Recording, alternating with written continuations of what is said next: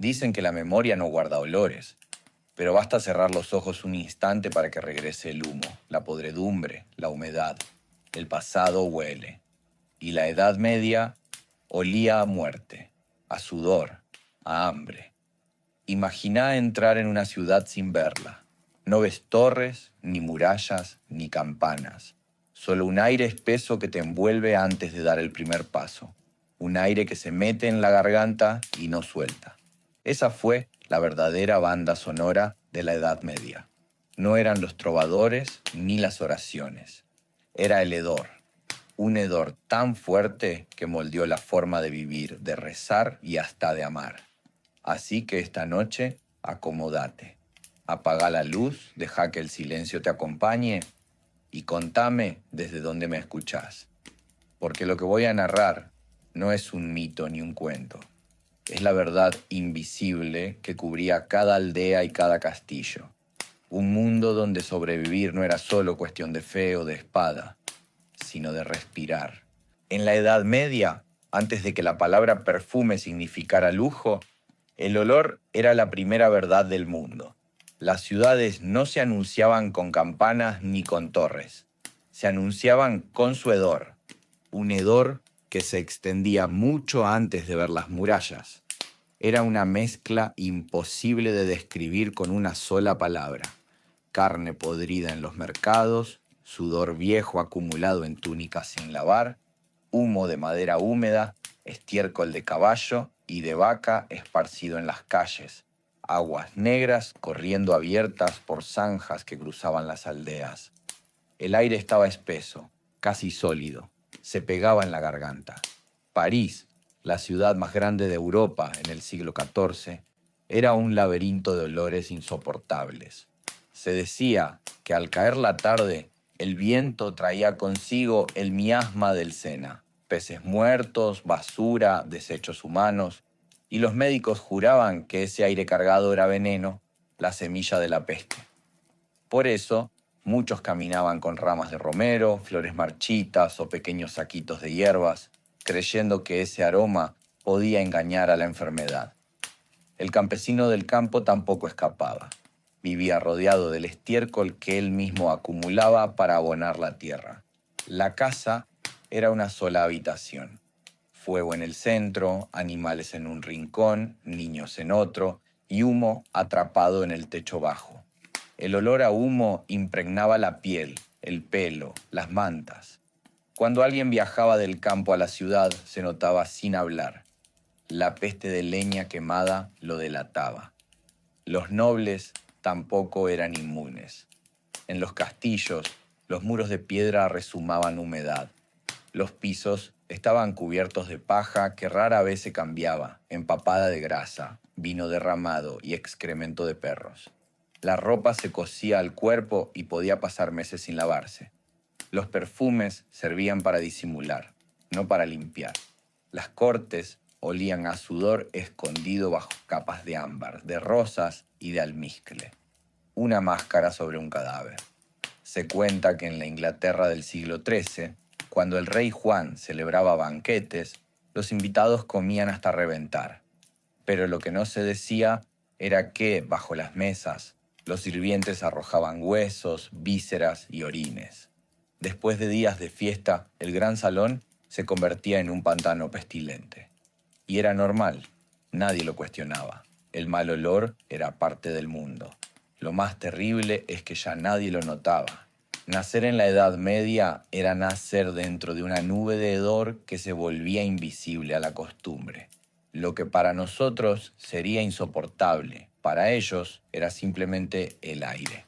Y sin embargo, esa misma costumbre los protegía, porque donde hay hedor, hay vida. Y ellos sobrevivían, no a pesar del olor, sino dentro de él.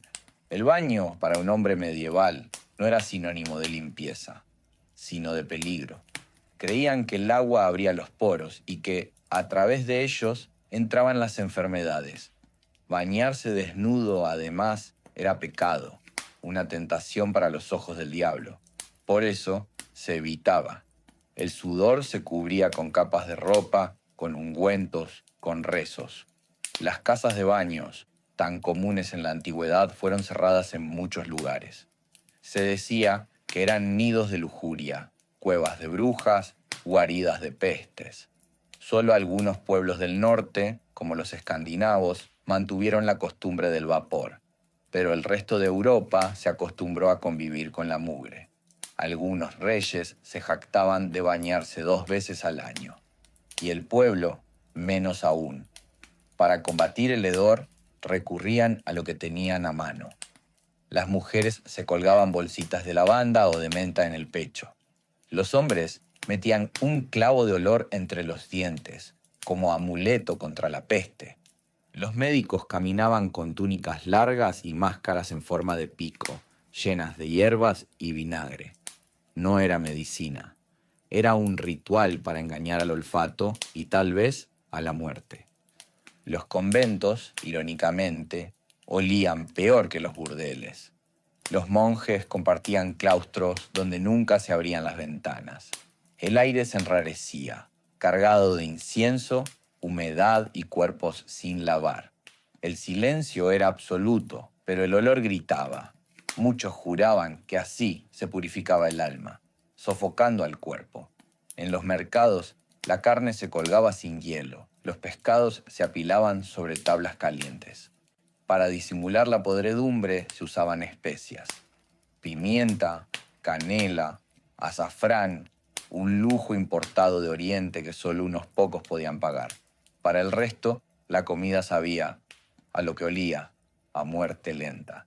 El hedor no solo era un castigo, era también un mensaje. Se creía que los malos olores eran obra de demonios, señales de que el aire estaba envenenado.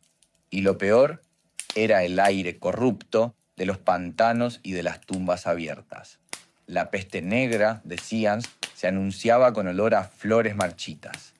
Quien lo oliera no volvería a despertar. Había supersticiones para todo: quemar romero para purificar el aire, colocar piel de serpiente seca en las ventanas, o llevar colgado un sapo muerto porque se decía que absorbía el veneno invisible. El olor no se combatía con agua, sino con magia. Y en ese mundo de hedor y miedo, la gente aprendió a vivir entre el asco y la resignación. Porque lo terrible no era solo que la Edad Media oliera mal.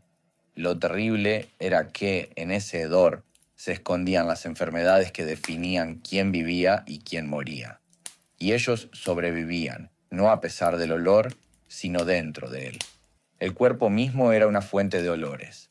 Los dientes se pudrían pronto, ennegrecidos por panes duros y vino agrio. El aliento era un arma invisible.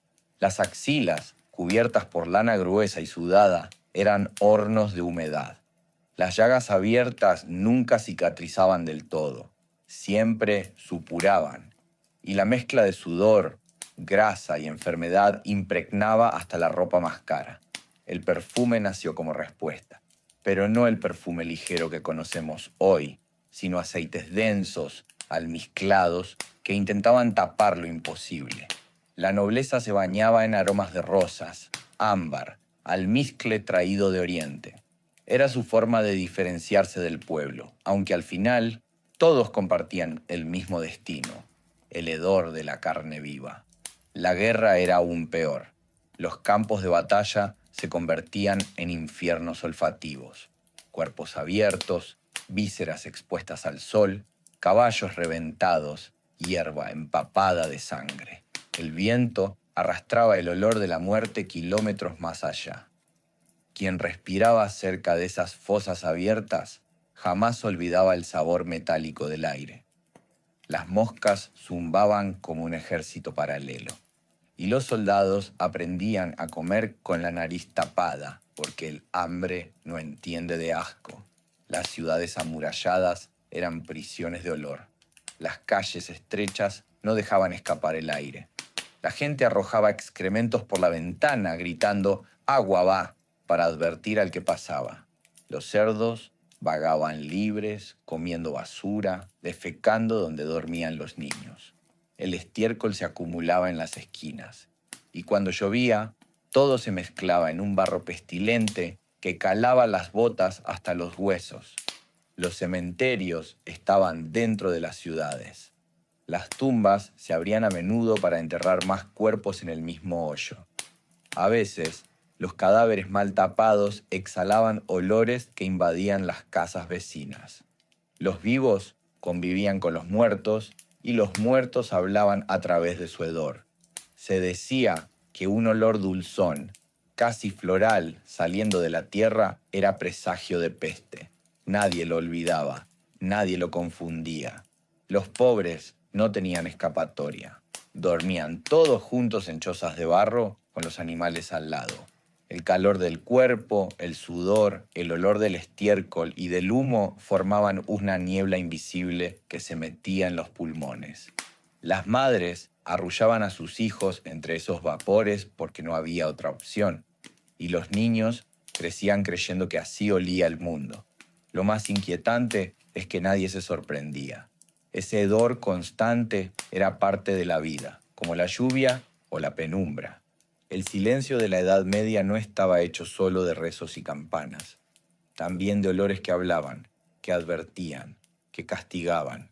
En las iglesias, los olores eran parte de la fe. El incienso ardía sin descanso, no solo para elevar plegarias, sino para tapar el hedor de los cuerpos hacinados en las bancas. El humo se enroscaba entre los pilares de piedra, cubría las esculturas y dejaba una capa pegajosa en los vitrales. Era un velo entre lo divino y lo humano, entre la peste y la esperanza. Las procesiones eran aún más intensas. El pueblo marchaba entre santos de madera, portando velas que chorreaban cera en las manos. A su alrededor, el aire se llenaba de una mezcla brutal. Sudor de miles de cuerpos, estiércol de caballos, aceite rancio de las lámparas, flores cortadas que pronto se pudrían bajo el sol. Era un perfume contradictorio, mitad sagrado, mitad corrupción. Los monjes conocían bien el poder de los olores. En los claustros cultivaban hierbas aromáticas, romero, lavanda, salvia, no solo para medicina, también para espantar la miasma, ese aire corrupto que se creía portador de enfermedades. Quemaban plantas en braseros convencidos de que el humo podía purificar los pulmones. El mismo humo que hacía llorar los ojos y dejaba la garganta áspera. Las reliquias olían. Un dedo momificado, una túnica manchada de sangre, un cráneo dentro de una urna. El contacto con esos restos dejaba en el aire un tufo dulce y podrido que los fieles llamaban olor a santidad. Pero en muchos casos era simple descomposición. El fervor convertía lo nauseabundo en milagro. La gente se arrodillaba, besaba el vidrio que contenía el hueso, respiraba profundo como si ese aliento les diera salvación. Las pestes se interpretaban a través del olfato. Un hedor en el aire era señal de castigo divino. Las calles llenas de muertos no necesitaban campanas para anunciarse. El aire mismo tocaba la alarma. Se tapaban la nariz con telas empapadas en vinagre. Llevaban máscaras con picorres llenas de hierbas. Caminaban entre cadáveres confiando en que la menta y el clavo podían ahuyentar a la muerte. Era fe, era desesperación, era costumbre. El olor no solo era un tormento físico, era un recordatorio constante de la fragilidad. El aire hediondo decía lo que nadie se atrevía a pronunciar, que la vida pendía de un hilo, que el castigo estaba en cada esquina, que el cielo no necesitaba rayos ni terremotos para hacerse sentir. Bastaba con un aliento pútrido que todos compartían. En el medievo, rezar era también oler, y cada plegaria se mezclaba con el humo, el sudor y la pestilencia, elevándose como una nube turbia hacia un Dios que parecía acostumbrado a todo. Los nobles no vivían rodeados de fragancias como se suele imaginar. Sus castillos olían a humedad, a piedra mojada, a humo que se pegaba en los muros y nunca se iba. En las cocinas, la grasa se acumulaba en cada rincón y los olores subían por los pasillos hasta las cámaras privadas. ni los reyes podían escapar del hedor de su propio mundo. Sin embargo, intentaban disimularlo. Las damas se bañaban en tinas de madera llenas de agua tibia con pétalos de rosas, no para limpiarse realmente, sino para perfumar la piel. Se frotaban con aceites de almendra o ungüentos de miel. Los hombres usaban polvos de hierbas para ocultar el sudor bajo la armadura. El olor seguía allí, solo cubierto como una mentira piadosa. Los baños públicos existían, pero con el tiempo fueron vistos como lugares de pecado. Se decía que en ellos se mezclaba la carne con la lujuria y que las enfermedades nacían del contacto con demasiados cuerpos. Algunos reyes, temerosos de Dios, cerraron los baños y condenaron la higiene como un lujo sospechoso. Lavarse demasiado era casi un pecado, y muchos preferían perfumarse antes que tocar el agua. Los perfumes eran privilegio. El almizcle, traído de tierras lejanas, el ámbar gris recogido de las entrañas del mar, la canela, el clavo, el incienso. Aromas que costaban fortunas y que pocos podían permitirse. Las cortes europeas se impregnaban de esas fragancias, creando un aire pesado, embriagador, casi enfermizo. Era un lujo que no escondía la pestilencia, sino que la enmascaraba en un carnaval de olores. Las camas mismas eran un campo de batalla contra el hedor. Se cambiaban las sábanas con frecuencia, pero no porque fueran limpias en el sentido moderno, sino porque se empapaban de humedad, de piojos, de sudor nocturno. Los colchones de plumas se sacaban al sol para que respiraran, como si el viento pudiera expulsar los demonios que habitaban en ellos. Los mosquitos y las pulgas, sin embargo, nunca se iban. Los reyes y reinas llevaban bolsitas de tela colgando del cuello o escondidas en las mangas. Dentro había hierbas secas, pétalos, especias. Un pequeño escudo contra el aire fétido del mundo. Se inclinaban para olerlas cuando cruzaban los pasillos infestados o recibían a embajadores que traían en la ropa el hedor de semanas de viaje. El gesto parecía de cortesía, pero en realidad era una defensa desesperada. La nobleza, con todos sus lujos, nunca estuvo lejos del hedor. Podían colgar tapices para disimular la humedad, quemar maderas aromáticas, perfumarse con esencias raras, pero al final la pestilencia se filtraba por cada rendija, por cada grieta en la piedra, por cada cuerpo que respiraba. El olor medieval era democrático. No distinguía entre campesinos y reyes. Solo permitía a unos cubrirlo con flores y a otros resignarse a respirarlo. El olor era también una advertencia, un lenguaje que se aprendía sin necesidad de palabras. Los médicos medievales, con sus batas largas y sus máscaras extrañas, creían que la peste viajaba en el aire, en los miasmas. Por eso llenaban sus narices de hierbas, de vinagre, de resinas quemadas. Pensaban que si el aire olía bien, el mal no podría entrar. Se equivocaban, pero la costumbre quedó. Un campesino sabía que algo estaba mal cuando el aire del campo ya no olía a pasto cortado ni a estiércol fresco, sino a carne corrompida. El olor de la peste no se olvidaba. Un hedor dulzón, pesado, que se pegaba en la garganta y anunciaba la muerte antes de que los cuerpos cayeran. Quien lo sentía sabía que era hora de huir o de rezar. Los soldados también aprendieron a leer olores. En un campo de batalla, el humo de la pólvora se mezclaba con el sudor y con la sangre caliente. El hierro de las armas tenía su propio perfume metálico, un sabor en el aire que se pegaba en los dientes. Y cuando los gritos callaban, lo que quedaba era el olor de la podredumbre. Caballos muertos, hombres sin enterrar, barro que no era barro. El hedor de la guerra era un enemigo más, invisible, que enfermaba a todos por igual. En las casas, cada oficio traía su olor. El herrero olía a humo y hierro ardiente, su piel marcada por el fuego. El curtidor vivía entre montañas de pieles putrefactas, sumergidas en orina y cal.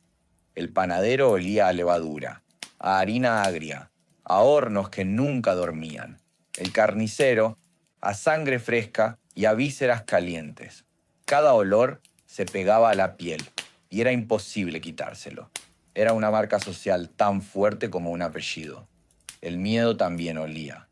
Se decía que quien iba a morir tenía un olor de muerte en la piel, un aroma agrio, ácido, que los familiares reconocían sin necesidad de médicos.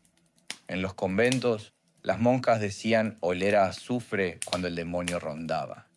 Y en los mercados, cuando el aire se llenaba de peste, la gente huía como si la misma muerte estuviera caminando entre los puestos. Había intentos desesperados de luchar contra todo esto. Quemaban ramas de enebro, hojas de laurel, incluso zapatos viejos para espantar el mal olor.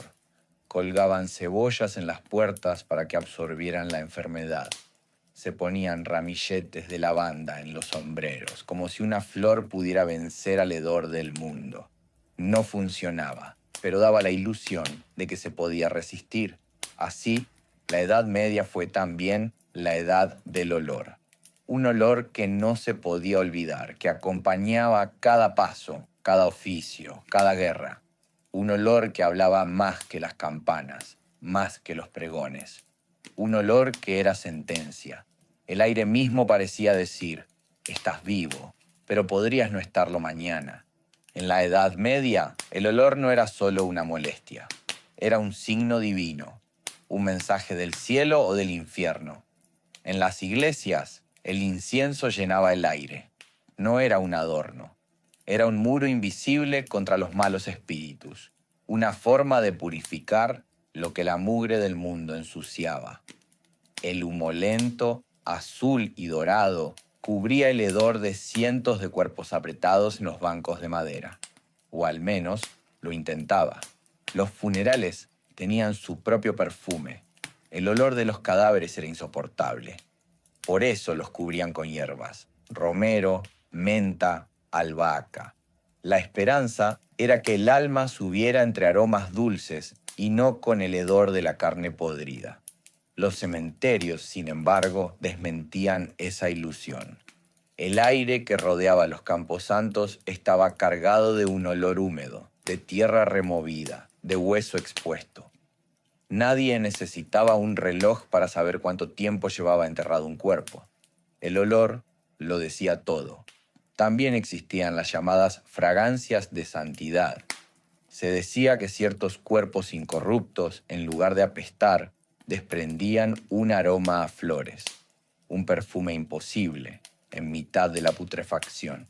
Era prueba de que aquel muerto había sido elegido por Dios, que la corrupción de la tierra no lo había vencido. Y la gente acudía en masa a olerlos, a tocar la tumba, a llevarse un pañuelo impregnado de aquel milagro. Pero el infierno también tenía su olor, el azufre. Decían que cuando un demonio se manifestaba, el aire se volvía pesado, irrespirable. Un olor a huevos podridos, ácido, como si la tierra escupiera su bilis. Muchos juicios de brujas comenzaron porque alguien juró haber olido ese tufo maligno en la casa de una mujer solitaria. Y bastaba el testimonio del aire para dictar sentencia. Los peregrinos, en sus largas caminatas hacia santuarios lejanos, también llevaban el peso del olor. Olores de pies llagados, de heridas abiertas, de ropas nunca lavadas. El viaje espiritual era también un viaje a través de la pestilencia.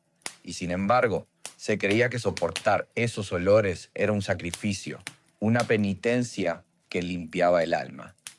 En las procesiones, las calles se llenaban de humo de antorchas, de cera derretida, de cuerpos sudorosos. Los santos eran paseados entre ramos de flores y montones de estiércol. El olor del cielo y el olor de la tierra mezclados en una contradicción constante. Lo sagrado y lo podrido respirando el mismo aire. Así era la Edad Media, un mundo donde cada respiro estaba cargado de mensajes invisibles, donde un olor podía condenar, salvar, engañar o consolar, donde la fe intentaba perfumar lo que la vida no podía limpiar. Y sin embargo, lo más extraño era que todos sobrevivían a ese aire. Ese hedor era parte de la vida, como el pan o el agua. Se acostumbraban, lo aceptaban, lo cargaban en silencio. El campesino que trabajaba bajo el sol entre montones de estiércol no veía pestilencia, veía abono. La mujer que cocinaba en una choza llena de humo no pensaba en pulmones negros, pensaba en el único plato caliente del día. El soldado que marchaba junto a un ejército de cuerpos sudorosos y llagados no se quejaba del olor. Sabía que, si llegaba la batalla, pronto el aire olería a hierro, a sangre, a entrañas abiertas, y quejarse sería inútil. Los olores eran jerarquía. El noble podía ocultarlos tras perfumes caros, tras baños que rara vez eran frecuentes, tras tapices que absorbían el hedor. El pobre no tenía esa defensa. Vivía inmerso en una nube invisible de humo, grasa, sudor y podredumbre. Y nadie lo llamaba extraño.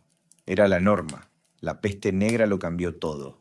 El hedor de los muertos se volvió insoportable, tanto que incluso los más resignados comenzaron a temerlo. Las calles apestaban a carroñas humanas. Los pozos se llenaban de olores dulces y nauseabundos, mezcla de carne y cal. Se decía que la muerte viajaba en el aire, y quizá era cierto. El miedo a respirar se volvió más fuerte que el hambre. Cubrirse la nariz con un pañuelo impregnado de hierbas era el único escudo contra lo invisible. El hedor era el rostro del fin del mundo, y aún así la vida continuaba. Las campanas seguían sonando. Los mercados se llenaban de voces, de trueques, de niños corriendo entre los charcos pestilentes. La gente aprendió a vivir con el olor como aprendía a vivir con la muerte. De frente, sin más remedio. Tal vez ese sea el verdadero secreto de la Edad Media. No fueron los castillos ni las cruzadas lo que sostuvo a Europa. Fue la capacidad de respirar lo insoportable, de aceptar que el mundo olía a miseria, a sudor, a podredumbre, y aún así rezar, amar, luchar, nacer y morir. La Edad Media olía mal, olía a humo, a estiércol, a cadáver, a sudor, a miedo. Pero ese mismo olor fue la base de la resistencia humana, una humanidad que no se rindió, que encontró belleza entre la pestilencia, fe entre la mugre, y esperanza en un aire que hoy, para nosotros, sería insoportable. Quizás por eso, cada vez que encendemos una vela, que olemos incienso en una iglesia, que sentimos el perfume de una flor en un cementerio, estamos respirando la memoria de un mundo que sobrevivió a sí mismo. Y sin embargo, lo más extraño era que todos sobrevivían a ese aire. Ese hedor era parte de la vida, como el pan o el agua. Se acostumbraban, lo aceptaban, lo cargaban en silencio. El campesino que trabajaba bajo el sol entre montones de estiércol no veía pestilencia, veía abono. La mujer que cocinaba en una choza llena de humo no pensaba en pulmones negros, pensaba en el único plato caliente del día. El soldado que marchaba junto a un ejército de cuerpos sudorosos y llagados no se quejaba del olor. Sabía que, si llegaba la batalla, pronto el aire olería a hierro, a sangre, a entrañas abiertas, y quejarse sería inútil. Los olores eran jerarquía. El noble podía ocultarlos tras perfumes caros, tras baños que rara vez eran frecuentes, tras tapices que absorbían el hedor. El pobre no tenía esa defensa. Vivía inmerso en una nube invisible de humo, grasa, sudor y podredumbre. Y nadie lo llamaba extraño. Era la norma. La peste negra lo cambió todo. El hedor de los muertos se volvió insoportable, tanto que incluso los más resignados comenzaron a temerlo. Las calles apestaban a carroñas humanas. Los pozos se llenaban de olores dulces y nauseabundos, mezcla de carne y cal. Se decía que la muerte viajaba en el aire, y quizá era cierto. El miedo a respirar se volvió más fuerte que el hambre. Cubrirse la nariz con un pañuelo impregnado de hierbas era el único escudo contra lo invisible. El hedor era el rostro del fin del mundo, y aún así la vida continuaba. Las campanas seguían sonando. Los mercados se llenaban de voces, de trueques, de niños corriendo entre los charcos pestilentes. La gente aprendió a vivir con el olor como aprendía a vivir con la muerte. De frente, sin más remedio. Tal vez ese sea el verdadero secreto de la Edad Media.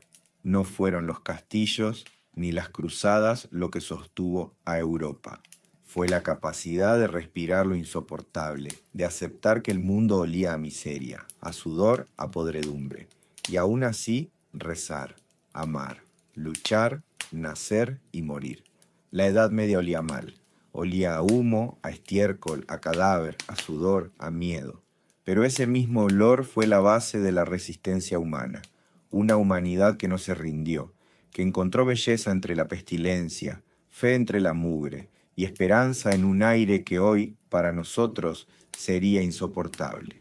Quizás por eso, cada vez que encendemos una vela, que olemos incienso en una iglesia, que sentimos el perfume de una flor en un cementerio, estamos respirando la memoria de un mundo que sobrevivió a sí mismo,